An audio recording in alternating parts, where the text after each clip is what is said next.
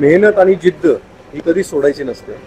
कारण की मी एक उदाहरण सांगतो की आम्ही एका एरिया आहे त्यामध्ये आम्ही एक नवीन मसाला आमचा विकण्यासाठी आम्ही गेलो होतो.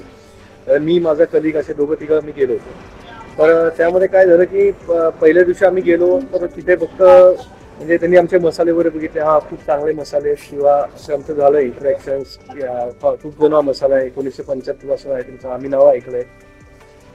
परंतु त्यांनी काही आमचा घेतला नाही किंवा त्यांनी फक्त रॅपर्स वगैरे हे बघितले, हा चांगला आहे आपण नेक्स्ट टाइम ऑर्डर घेऊ. तर आम्ही पुढच्या आठवड्यात परत त्या एरियात गेलो, परत व्हिजिट दिली, परत त्याच दुकानात गेलो. त्यावेळी पण त्यांनी असं सांगितलं की नाही आता स्टॉक आहे, आम्ही स्कीम घेतली काही लोकांची की मसाल्याची आम्ही पूर्ण करतो मग तुमचा मसाला घेतो.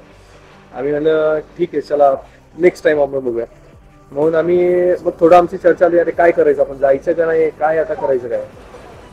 पण आम्ही ठरवलं की नाही आपण परत जाऊयात. मग परत आपण पुढच्या आठवड्यात आम्ही परत तिथे व्हिजिट केली.